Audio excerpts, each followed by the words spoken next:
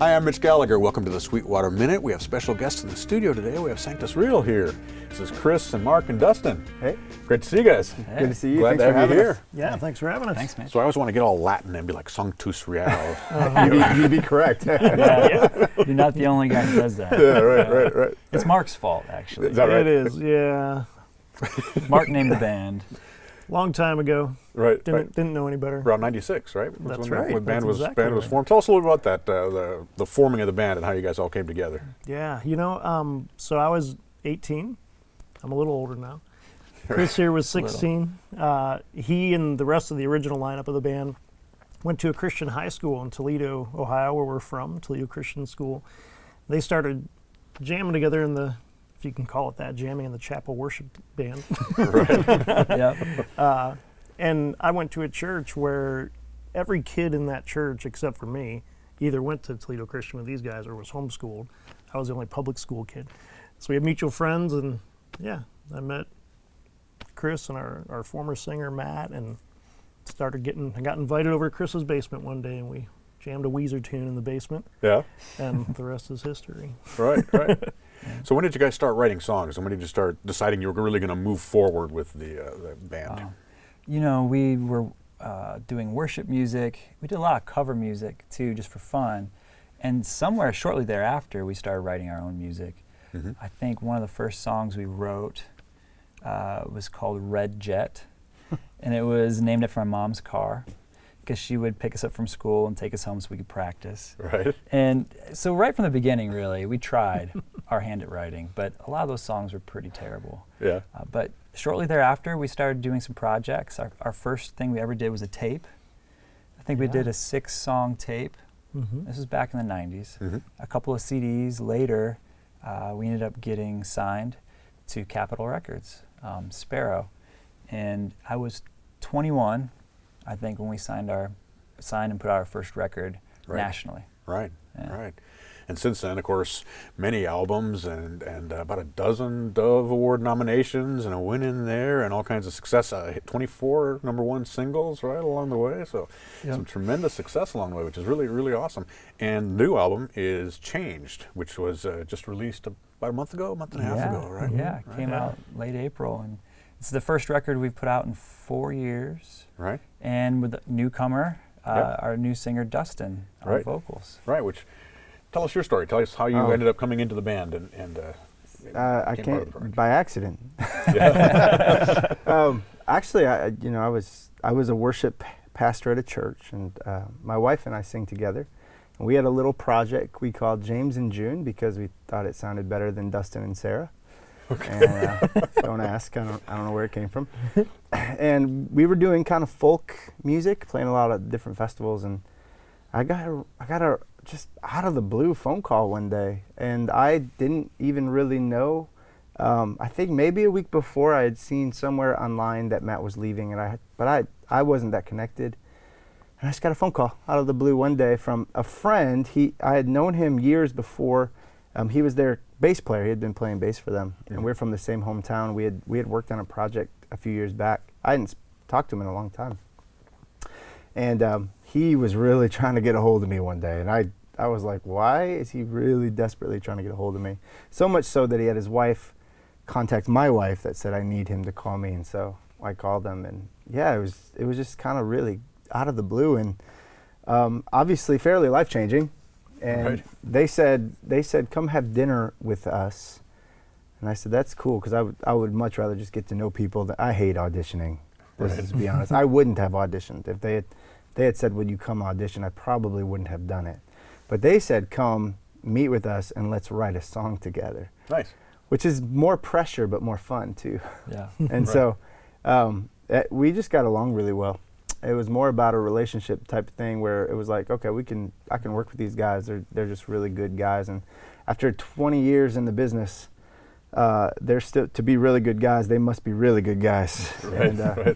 So we got along really well, and we've had a lot of fun in the process. I won't tell the whole story, but there's some funny things within that story about them not thinking I was interested, and me telling them, please don't leave me hanging.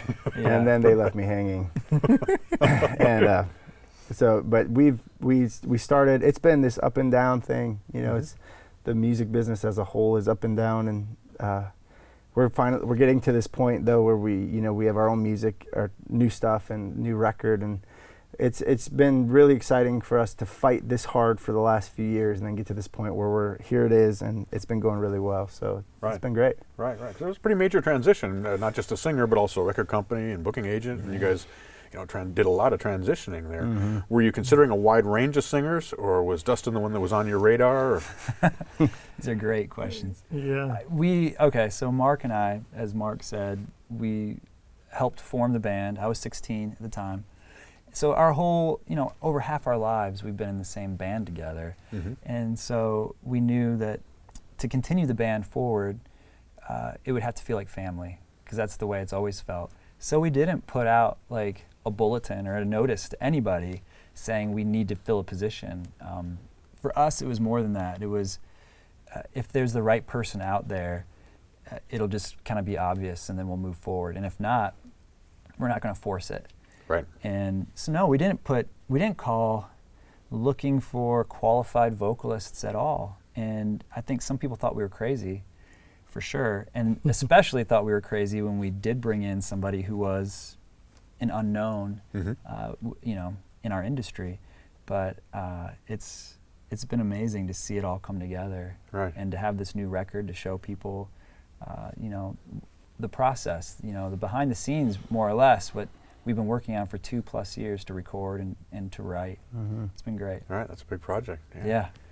So tell us about stepping into an established band like that, because there's obviously a legacy of a lot of great music and hits and things, and fans who are accustomed to the band as it was. So how does that work for you? I knew it was going to be hard, and I said right from the start, I know this is going to be difficult. This isn't going to be an easy thing. They did me a huge favor. They picked a guy that doesn't sound like Matt, and so right from the start, it was kind of, we want to be something different. So that was liberating. That was liberating for me, because it wasn't like I just had to sound or live up to the previous singer. It was, let's make this something unique. And even the older stuff, we've been able to, they've given me freedom and license to even sing it differently and just kind of make things my own. The pressure, I actually thought it was going to be more difficult and harder with fans. I kind of assumed, and there have been some stubborn fans, but all in all, it's been very supportive. And so I think for me, the process of this has been less about the pressure of following somebody up, but more about creating something new and fresh, and being able to continue a tradition of great music.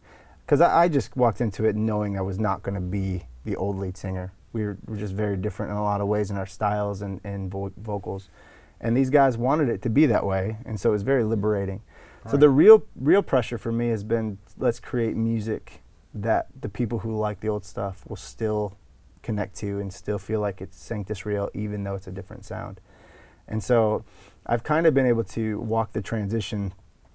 I think it's been comforting to me, because it's just been able to be us rather than me just fitting into what they had before, and they've made it that way, and it's been much smoother because of it. Right. So, yeah, listening to the new album, you guys have kind of continued with a sound that I think will be familiar to existing fans, but you've also, as you said, you've brought a fresh kind of take to it. One of the things that stands out to me with the older music and with the new album as well is the combination you guys have of blending kind of hard-edged guitars and a rock beat with the textural things that are going on behind, and then of course piano and vocals and things. Tell us a little bit about that, how you combine those different elements together. Yeah, when Dustin came in, I don't think we were even aware that he played keys at first. And so that's kind of been a really nice addition. It's something we've had over the years, but we'd always have like a producer play that stuff in the studio, or parts would be written in the studio, not necessarily by us when it comes to the keys. So with a lot of the new stuff, it's really neat to see Dustin playing and adding that element, and it's coming from within the band now, which has been really cool. And it's part of the writing too, which is, I think, Absolutely. is part of what you hear the blending is, we're using a lot of the different instruments to write as well. Yeah, and we've, like, as soon as Dustin was in and said that he was he was okay to explore this whole Sanctus Real thing, we would get together every week at my home studio. I just have a little setup and write. And a lot of times it would start with the guitar riff, or with Dustin now it would start with the piano riff, and just get a melody pretty quickly and just kind of build a track. You know, program a beat and write to it and just keep refining and seeing where it lands. As I'm sure most people, that's a really natural way to write. Right. Other times it's an acoustic guitar, just in a room together. But I think one thing that has been a common thread through the history of the band is that musicality, that hopefully we've been a little bit left of center in our market, I think, because we are a band. You know, at the heart of it, it's a band. And we like to have those musical things that happen that kind of set it apart than just the straight, you know, 2 and 4 kind of stuff. Sure, sure, right. So these productions you're doing then in your home studio, is that what ends up on the final album, or do you go into a studio and re-record everything? It depends. On this record, you know, we didn't have a record label. It was the first record we had made without a label in, I don't know how many years. So it's probably 2000? 15 years, you know, at least. Yeah. And so really for budget purposes, a lot of stuff we would demo, and we would eventually get it to a point where we felt good to take it, you know, to a producer in Nashville. That's where we did a lot of the record, and track stuff for real, or at least the framework of the song down there from the demo. And then once they would kind of have it, go back and forth from there, and I would track guitars at home and then send those stems back, which a lot of people do now. And that was really a new experience for us as a band, something we hadn't, I mean, technology is just at a point now where it's so easy to do that. And, you know, we just hadn't really explored that before on our last few records. So it's been a really cool thing to see, oh, those are my tracks and on the finished product. It's really cool. Right. Did you do the vocals in the studio in Nashville, or did you do those at home and take them in? I did those in the studio. Okay. And we did various. I love saying studios in Nashville nowadays because they were all garages. In Nashville. Right. And these amazing studios were in basements, and I think we did 4 separate places, and that they were all part of the houses, and it's just so unique. But I did everything. All the vocals were done in Nashville itself. Okay. And so you're working with a producer on the album. What does a producer bring to a project like this? Because you guys already have the songs kind of demoed and together. Yeah, I think it took us a good year or so to get to a point where we felt like we had the sound of the new band moving forward. But we knew that a producer could take all that to the next level. But it took a while to get to that point where we felt good enough to hand those songs, you know, over to producers. And so we worked with 4 different producers on this project, and each one had a whole different feel, a different approach. We actually got to work with this guy, his name's Pete Stewart, and he produced our very first record. Oh. And so it was this really cool full circle thing. And when we first started, that first record was a rock record, just straight up rock record. So he did some of the songs on the record that have more of that feel for us, and that was really cool. And Mark got to track drums with him, and it was just like 2002. Yeah. Doing a record like we're kids again with him. Right. Except Mark was sore afterward. A little bit. Clearly, A little older. in 2002. So tell us a little bit about the process of arranging the songs, because as I mentioned, you do have a lot of the textural elements, but then the big guitars and the vocals as well. How do you go about that process? Man, for me, playing guitar, it's about finding the right pocket to sit in. Those textures, I'll sit for, you know, a long time when I'm by myself and try to find the stuff that fits and doesn't stand in the way of the track or of the song. But when you're in Nashville and you're in the studio and you're on the spot and you're only there for a couple hours, you have to come up with parts really quick. Right. And come up with them and then play them really well.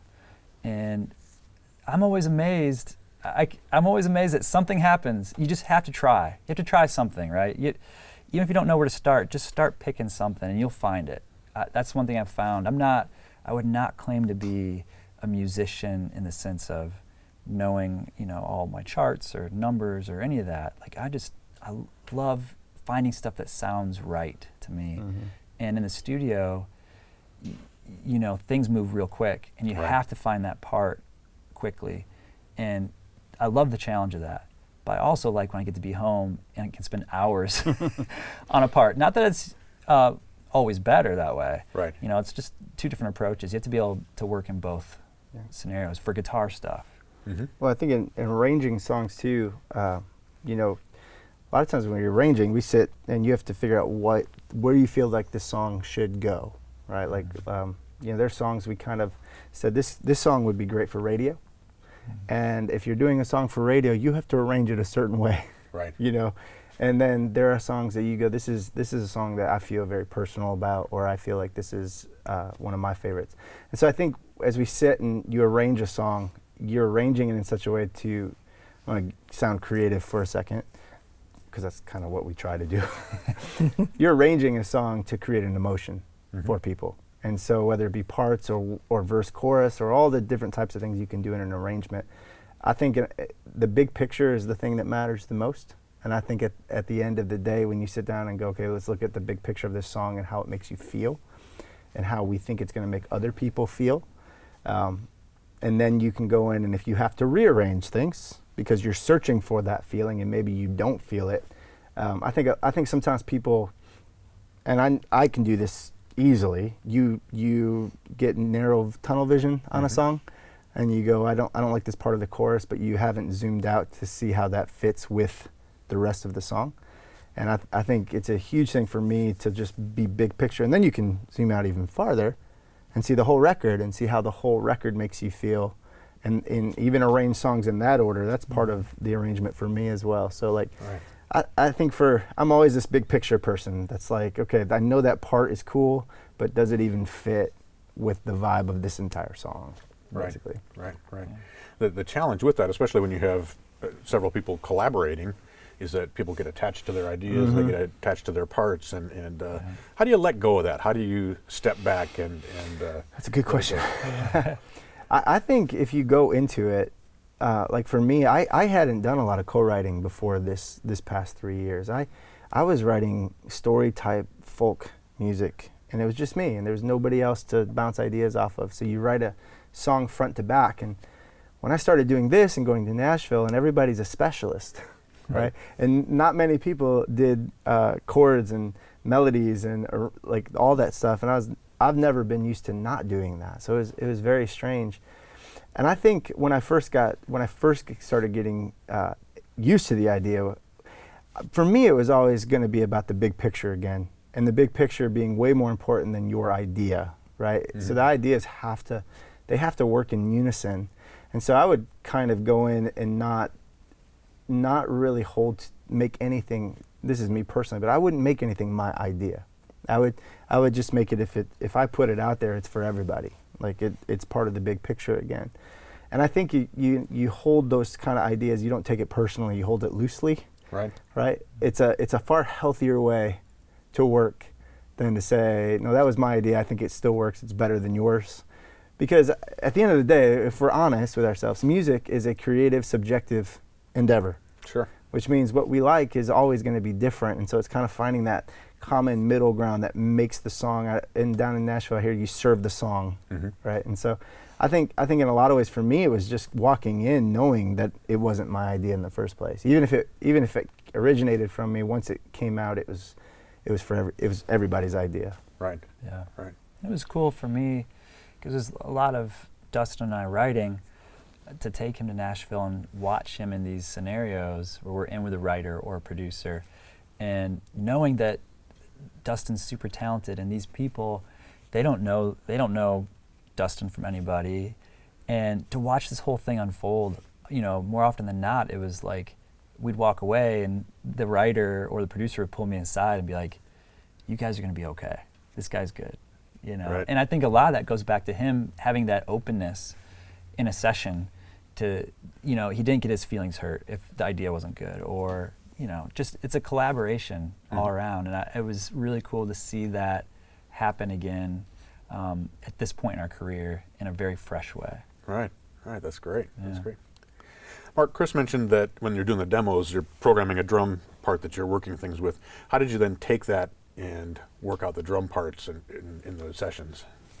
A lot of it has gone kind of both ways. There's more programming on this new record than what we've ever done before. In fact, I think out of the 10 songs, 6 of them actually have live drums recorded to them, maybe 5. So a lot of it, in the original demos, the ones that I went and tracked live drums on, a lot of his ideas I loved, and that's been a great relationship over the years because Chris has always got just kind of, they're always slightly off the wall drum ideas, drum parts, but it's something that he hears when it clicks for me and I get what he's hearing.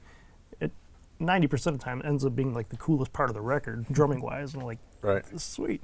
So he's always got cool stuff. So a lot of it, I would just kind of emulate the original idea that he had on the demo, and then I get to throw in little parts that are just kind of my thing, little signature drum fills that I do or whatever. But then a fun part has been programming and stuff like that on the record too, and just using more electronic sounds and stuff when it comes to the rhythmic side of it. Right. Yeah. So how are you taking that on stage then? Are you playing those program parts live, or are you doing programmed drums? Some of them, a couple songs. We're still a little early in the touring season as far as the whole record, so we've only, I think, played like 4 of the songs off the new record in the set so far. So a lot of it I've just been playing the acoustic drums and whatnot. But yeah, this fall when we go out on tour, I think we're gonna add in some more of the electronic drum stuff, and I've got my Roland SPD pads and all that I'll be bringing out, and Nice. so yeah, it's cool to get to experiment with some new stuff. Right, absolutely. So it's always a question when you guys do a band does a fully produced record with lots of layers and textures and things going on. How do you take that out live when it's the 3 of you? Yeah. Well, we do have some other players that'll come out with us. Okay. We have a bass player that comes out. We use tracks live a little bit for some of the synth stuff, but we don't really track any of the guitars or any of that. So we try to carry it between the 2 of us. Dustin's playing some electric guitar now too live. And again, it comes back to just the essence of the song. You kind of figure out what needs to be there live, and you try to make sure you're covering those bases. And if there's something that's really missing, then we'll put something on a track. But so often now, a lot of the bands we play with have a lot of things on tracks. Right. And it's kind of the norm. We try to make it so it's not like a centerpiece at all, but just make sure that it's supporting what we're doing on stage. But every record, you kind of figure out which songs really translate well and what you need to make it a good experience for the audience. Right. And you guys are heading out. From what I was seeing, July is booked up, and then August and into the fall, you guys are really kind of taking off and going to be doing a lot of playing around. I'm doing a lot of flying. A lot of flying around. Yeah. Racking up frequent flyer miles. Right. We'll be out. Yeah. Right. Well, that's awesome. So what else can we look forward to? You're going to be touring. Is there another album on the horizon? Are you thinking that far ahead already? We have ideas. We're actually started writing again, and I have a background in worship music. That's all I did not all I did, but I worked in churches for 12 years. And so we're making a slight foray into maybe possibly doing a worship type record. I wouldn't call it a straight worship record. That's probably never be completely who we are, but we've definitely thought about doing. It's a different world now too. There's not as many full-length records anymore. Right. So we're kind of looking at doing some multiple EPs here, and hopefully maybe by the end of this year. Yeah. Possibly. See what happens. Right. If we're ambitious. Which sometimes we are. Yeah. You are. Right. So for those who aren't quite as dialed into that world, explain the difference to us between a band record and a worship record. Well, they're blending. It used to be a bigger difference. It really did, and they're definitely coming together. I think because Christian radio, what you're hearing on radio is a lot more worship than it used to be. Those 2 worlds are definitely just kind of merging. I would say the biggest difference between a band record or CCM record like we have done, a worship record is a lot of times more corporate for people to sing along with, and probably more lyrically it's for crowds to sing with you, so like in a church worship atmosphere. Whereas a CCM record is definitely more personal in the writing and in what you're trying to do. And I think in a lot of ways worship has a certain type of sound, and we can be a little bit more creative in certain areas on our records when it's not a worship record, so to speak. Mm-hmm. We would like to blend. I think it'd be cool to blend those two worlds even a little bit more in what we do, and just do something. I'm all about being creative. Sure. And as a worship leader, as a worship pastor, I think there's a lot of different things we can do even to help move that forward.